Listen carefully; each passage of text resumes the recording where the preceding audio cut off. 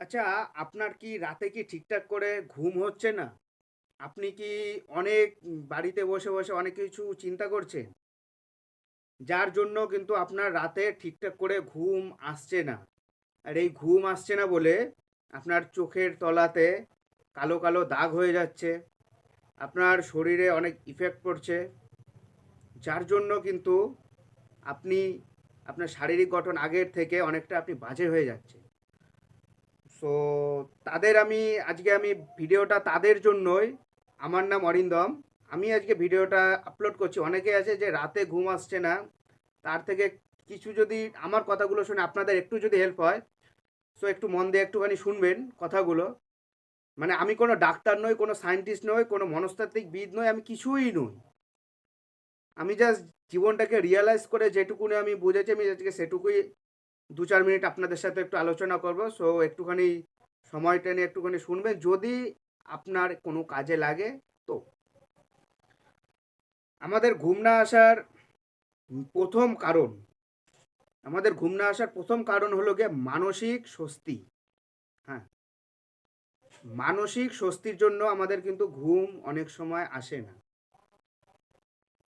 যে একজন মাধ্যমিকের স্টুডেন্ট, তার ঘুম আসছে না, কারণ মাধ্যমিকের পরীক্ষা, পড়ার চাপ, ভাই পরীক্ষাতে কি করব, এই করব, সেই করব, পাস করব না ফেল করব, এটা একটা চাপ। উচ্চ মাধ্যমিক পরীক্ষার্থীদের পরীক্ষার চাপ, কালকে কি হবে, স্যারের কাছে পড়া করব না করব। গ্র্যাজুয়েশনে আরও বেশি চাপ, এই পেপার আছে, সেই পেপার আছে, এতগুলো পেপার কমপ্লিট করতে হবে। এমএ বিএড করছে, তাদের আবার অন্য ধরনের চাপ। আর আবার আরেকটা চাপ আছে, এইবারে আসছি। ম্যাক্সিমাম ছেলেমেয়েরা যে চাপে, মানসিক চাপে ভোগে, সেটা হলো বেকারত্ব। আমার চাকরি হচ্ছে না, আমার বাড়িতে মা বাবা অসুস্থ আছে, আমার বোনকে বিয়ে দিতে হবে, আমি পড়াশুনো ছাড়া আর কিছু করিনি, আমার বয়স আজকে ২৭ বছর হয়ে গেছে, আমি কিভাবে সবার সবার সব দিকটা রক্ষা করব? চাকরির, পড়াশোনার একটা চাপ। এই কারণগুলো রাতে শুয়ে তারপরে অনেকে আছে যাদের গার্লফ্রেন্ড বয়ফ্রেন্ড ছেড়ে চলে যায়, তাদেরও হচ্ছে একটা মানসিক চাপ। কারণ তারা মাইন্ড থেকে সেট করে রাখে এক, তাদের সাথে হচ্ছে আর এক। তখনগুলো কিন্তু সারাদিন হয়তো বিভিন্ন ধরনের কাজে মানুষ ব্যস্ত থাকে, ঠিক আছে? কিন্তু রাতের বেলা এসে যখন বিছনাতে এসে ঘুমায় না, তখন কিন্তু তার সব কথাগুলো মনে পড়ে। আমার কেউ ভাবছে আমার চাকরি হচ্ছে না, কেউ ভাবছে আমার মা বাবা অসুস্থ আছে, কেউ ভাবছে আমার গার্লফ্রেন্ড আমাকে ছেড়ে চলে গেছে, কেউ ভাবছে তো বয়ফ্রেন্ড আমাকে ছেড়ে চলে গেছে। এতগুলো চাপ মানুষের মাথাতে যদি থাকে না, কখনো তার ঘুম আসবে না। এর থেকে আমি দুটো একটা মুক্তির উপায় বলতে পারি, ঠিক আছে? মানে আমি এক্সপেরিমেন্ট করেছি জিনিসগুলোতে।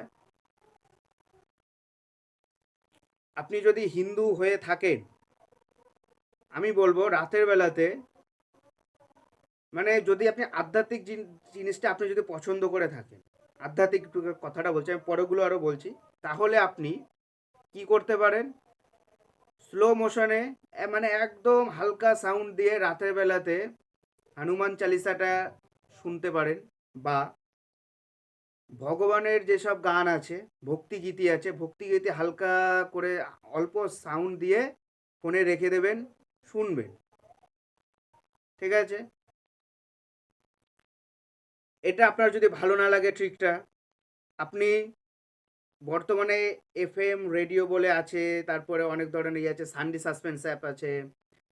সব থেকে বেটার হবে আপনি সানডে সাসপেন্স শুনুন।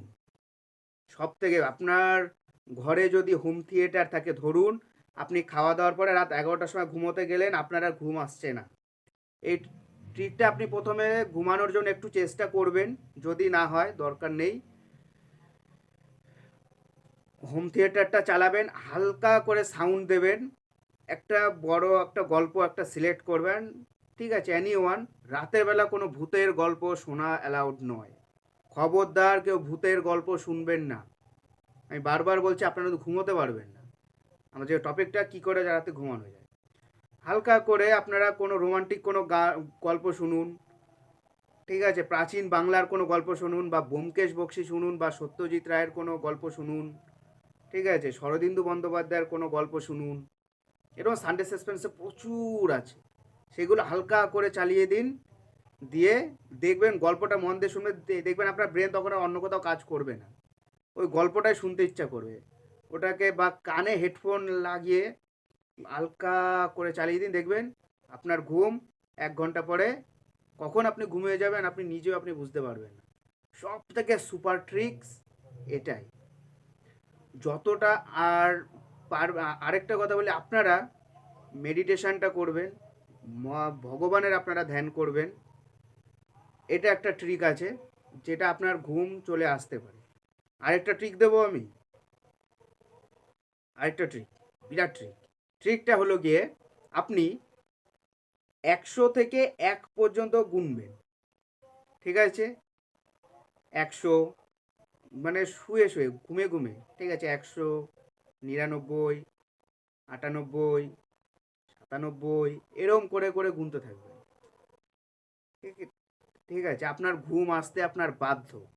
আপনি এই ট্রিকগুলোকে জাস্ট একটুখানি কাজে লাগান, এই ছোট্ট ছোট্ট ট্রিকগুলোকে একটু কাজে লাগিয়ে দেখুন, ঘুম অবশ্যই আসবে, ঠিক আছে? সো আজকে আর কিছু বলবো না, আজকে এটুকুই বলছি। আজকে এরকম ভিডিও প্রথম আমি করলাম। সো ভিডিওটা কেমন হয়েছে অবশ্যই কমেন্ট করে জানাবেন। ভালো থাকবেন সবাই, নমস্কার।